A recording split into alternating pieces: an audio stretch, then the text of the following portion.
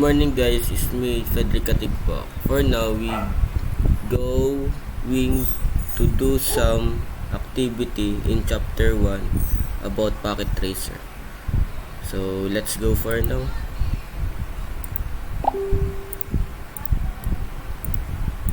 So this is the activity in chapter 1 titled Packet Tracer Help and Navigation Tips. For the objectives, overview of the Packet Tracer program.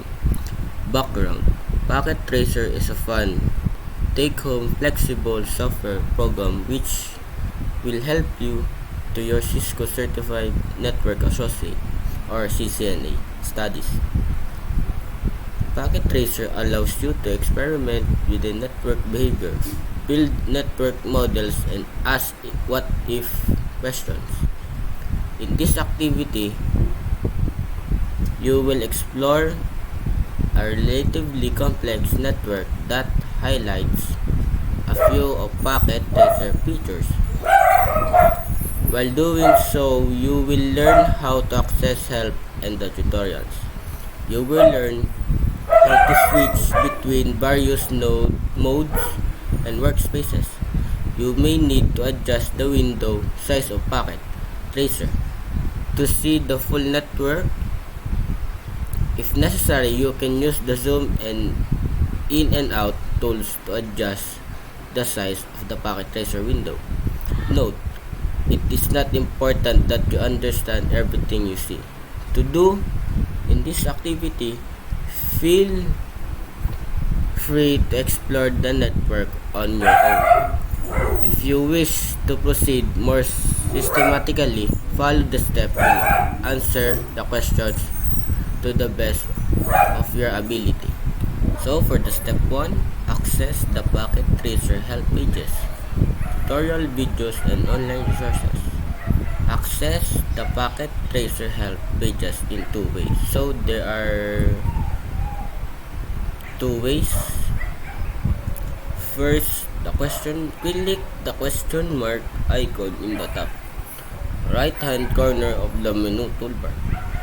Second is to click the help menu and then choose contents. So question mark in the right. So this it goes to another web. So we're gonna try the second step.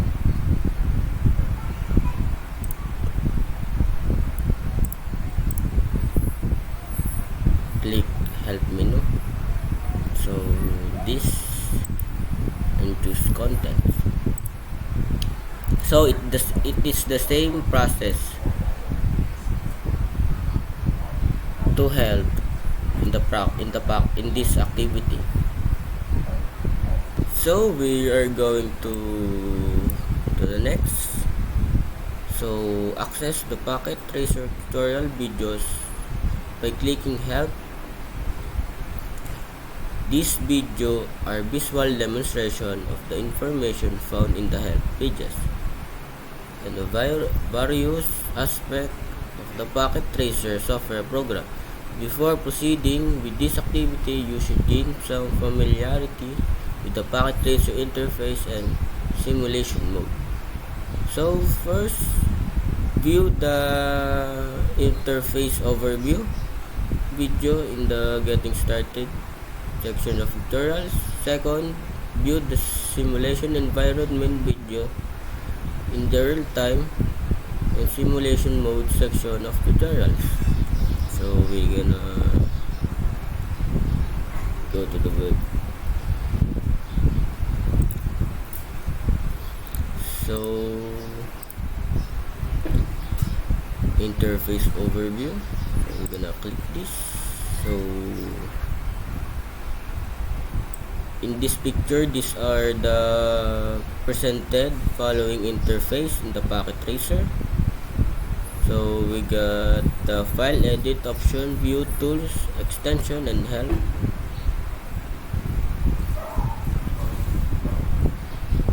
So they are the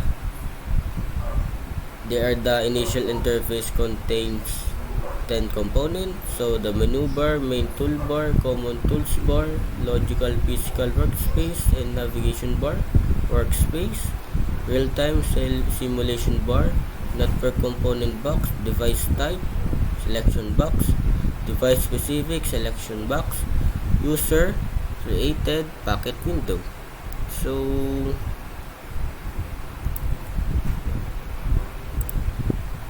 for the next view the simulation environment, so let's go to that.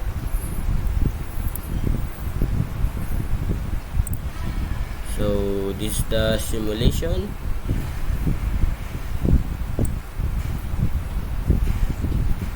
This is the simulation mode. So this is the event list and time flow event. So there's the visible, time, last device, at device, type, and info. So for now, find the configuring device using the desktop tab. Tutorial. Watch the first part of the tutorial and answer the following question. What information what can you configure in the IP configuration window? So we're gonna go to the Cisco Packet Tracer steps, configure device, this.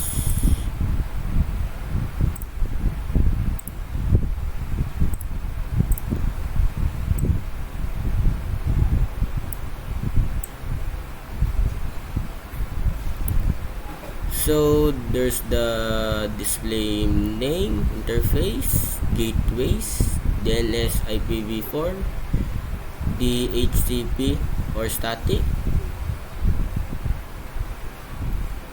So this is the configuration. This is a configuration device. So in the question earlier, what information can you configure in the IP configuration window? So the answer for that, you can choose the DHCP or static and configure the IP address, subnet mask, default gateway, and DNS server. So we're gonna go to step 2, toggle between real-time and simulation modes. First, find the word real-time in the bottom right corner of the Packet Tracer interface. In real-time mode, your network is always running like a real network, whether or not you are working on the network. Your configurations are performed in real time, and the network responds in the near real time. Second, click the tab directly behind the real time tab to switch simulation mode. In simulation mode, you can watch your network run at slower pace, observing the paths that data takes and inspecting the data packets in detail. Third, in the simulation panel, click Auto Capture Play. You should see data packet represented at envelopes, various colors, and traveling between the devices. Click Auto Capture Play again to pause the simulation. Click up Capture Forward to step through simulation. Click the button few more times to see the effect. So we're gonna try this. Find the word real time. So this. So switch it to simulation mode. So simulation, then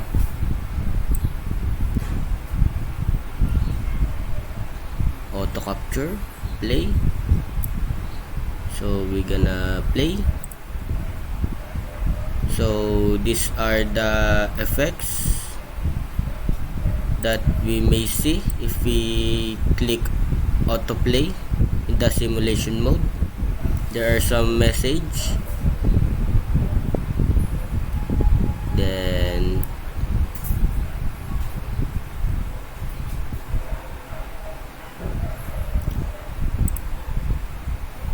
stay again.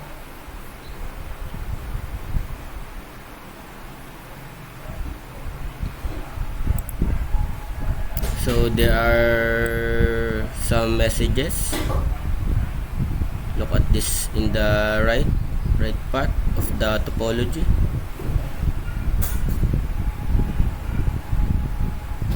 So for now, this will be the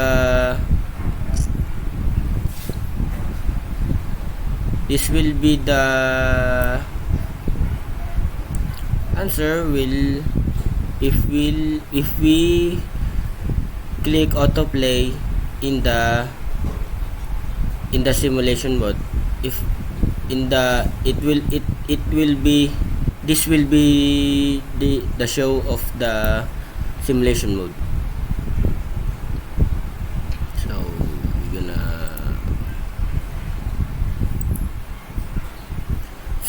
we're going to F in the network topology. On the left, click one of the envelopes. Intermediary device, investigate what inside. Over the course of your CCNA studies, you will learn meaning of most everything inside these envelopes. For now, see if you can answer the following questions. First, under the OSI model tab, how many in layers and out layers have information? So it will vary depending on the layer of the device. So under the inbound PDO details and outbound PDO details tabs, what are the headings of the main section? So it will vary, but likely answers will be Ethernet 802.3, LLC, STP, BPDUN, etc. Okay. Click back the fourth between inbound and PDU details, outbound PDU details tab. Do you see information changing? If so, what? It will vary, but source and or destinations addresses in the data link layer are changing. Other data may be changing as well depending on the which packet the student choose to open. So we're gonna click for, we are going to G, click the toggle button above the simulation bottom right corner to return into real mode. So we are going to step 3, titled Toggle Between Logical and Physical Views. First, find the word logical in the top left corner of the packet tracer interface. You are currently in the logical workspace, where you will spend the majority of your time building, configuring, investigating, and troubleshooting networks. Note, although you can add geographical map as the background image for the logical workspace, it does not usually have any relationship to the actual physical location of the device. So, click the tab Logical to switch to the physical workspace. The purpose of the physical workspace is to give a physical dimension to your logical network topology. It gives you sense of a scale and placement. Okay, so I'm gonna click logical. So this will be the interface if I click the logical. So when I switch to physical workspace, so it looks like it has a many lines. If we switch to physical workspace,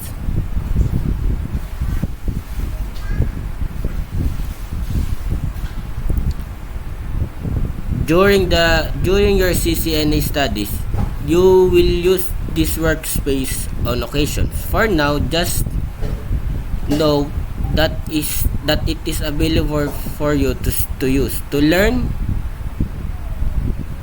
more about the physical workspace, refer to help files and tutorial videos. Click the toggle button below physical in the top right to return to the logical workspace. So we gonna switch it again to logical to back to our main interface of our topology.